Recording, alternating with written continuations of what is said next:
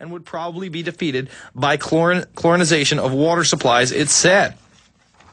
But as we know, the water supply has so many wacky and terrible things in it now, like low levels of mercury and Prozac and, of course, high levels of fluoride, that it seems they've perfected this over the last 60 to 70 years. The subcommittee recommended that research into humans and animal diseases continue. Scientists at Purebright found their cows were uncooperative with attempts to poison them with cattle feed cakes containing infections or ground glass dropped from the air. Observations showed the cattle are rather suspicious of any new type of food. However, the virulence of stored foot and mouth disease also tended to decline rapidly. It was discovered experiments on keeping the properties of the virus when filled into cakes were ordered. And it just so happens that Purebright was the government research station whose leakings drained into the 2007 triggered foot and mouth outbreak across Cerise. So again, that foot and mouth outbreak, where did it come from? It came from your loving government in the United Kingdom. All right, let's continue to go to your calls. Let's go to Kevin in Georgia. Kevin, you're on the line. Yes, sir. Hey, Jason. I just wanted to comment on something you said about the video of the little girls, the 7- and 8-year-old girls dancing. Yes. YouTube did remove that video, but fortunately I downloaded it before they did, so I can get that to you and you can elaborate that on later on the show. But 2 quick questions. One, the question is, what do you think about the new movie Machete? I know Alex has been very vocal about this the last week. And the second question is, have you ever heard of a radio host, Neil Bortz? He's based out of here in Atlanta, Georgia. Yep. 7:50 a.m. I know who Neil is. Sure. Yeah. Yeah, I mean, Neil Bortz and Alex Jones, I think that Alex confronted Neil back in 2003, or it was either 2003 or 2004 in New York City during the RNC. He found Bortz on the street and wanted to debate Bortz, and Bortz wanted something like $25,000 or $45,000. He's a neocon blowhard that, again, tells half or quarter truths and has his audience. What was that first question again, Kevin? The first question was, what do you think about the new the Machete movie? All right, well, Machete, let me say this.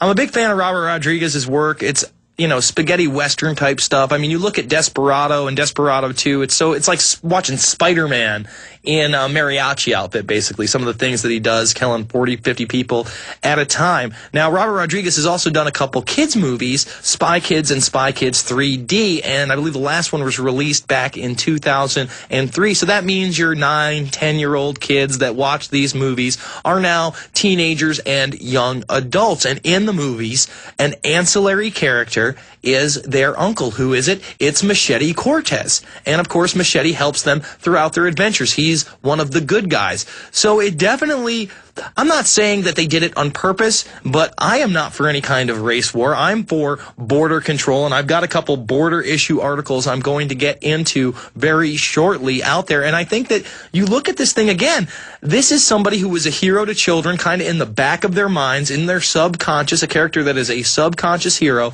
over the last decade or so, and now they're bringing them into that spaghetti western format where whites are the enemy. Of course I'm against that. Of course I'm against that. So I have not read the script, but I think it's very, very concerning that a child hero is now going to be in a slasher flick against whites. We'll be back after this. It's the InfoWarrior with Jason Bermas. We're live at PrisonPlanet.tv and Infowars.com.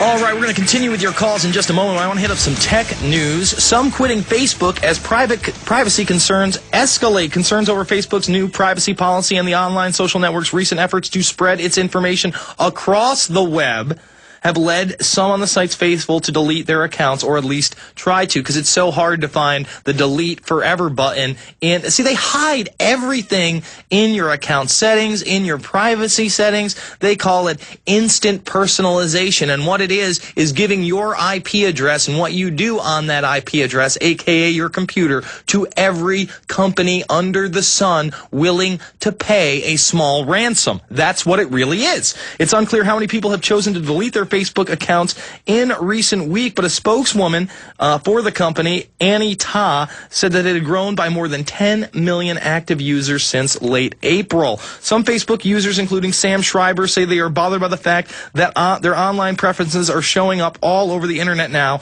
instead of just Facebook.com. Because you see, when I sign into Facebook, I am not that savvy. I don't go in there. I could care less what people are profiling me as. I'm a pretty open book, folks, but other people may not be. And they may set their privacy settings the correct way, but because they're friends with me and they post on my page, their information is still shared on that level. Not what's going on their page, but when they're commenting on my page. So when I log on to Facebook, there's always, concerts here, or Bellator Fighting Championships is going to be here. It's always trying to sell me something that I may be interested in.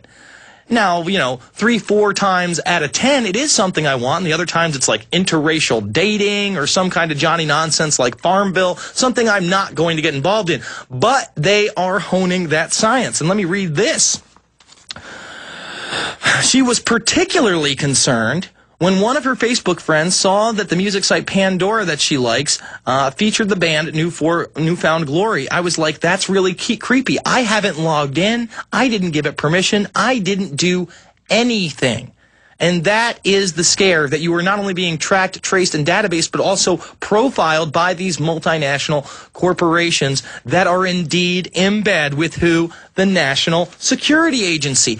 Agencies like that love people like Google. And let me read you this outlandish story. Google says mistakenly got wireless data. Oh, we were out shooting pictures, but somehow we mistakenly got wireless data from people in their homes.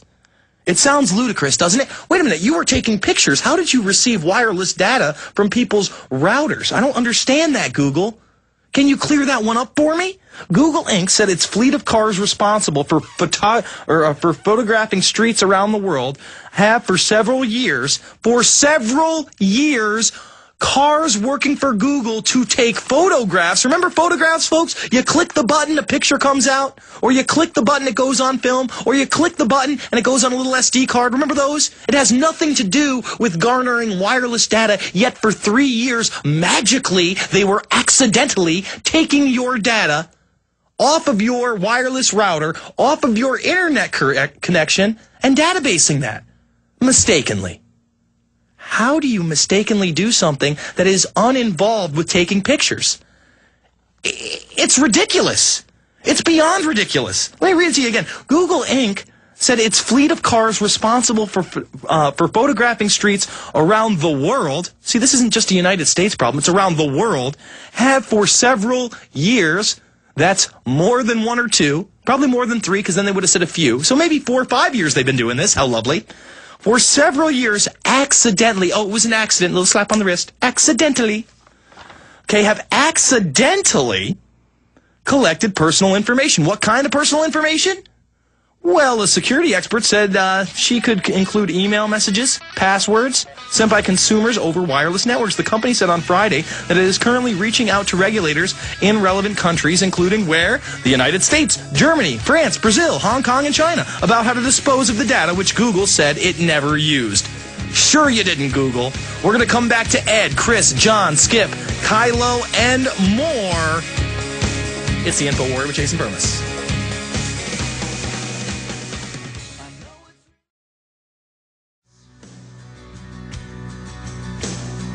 Then they expect you to pick a career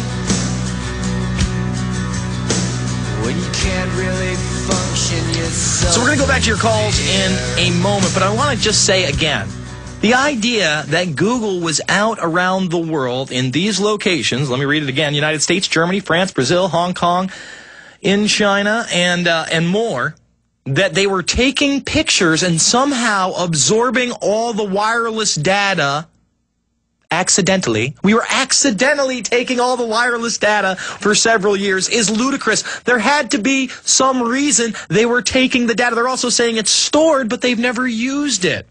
Oh, really?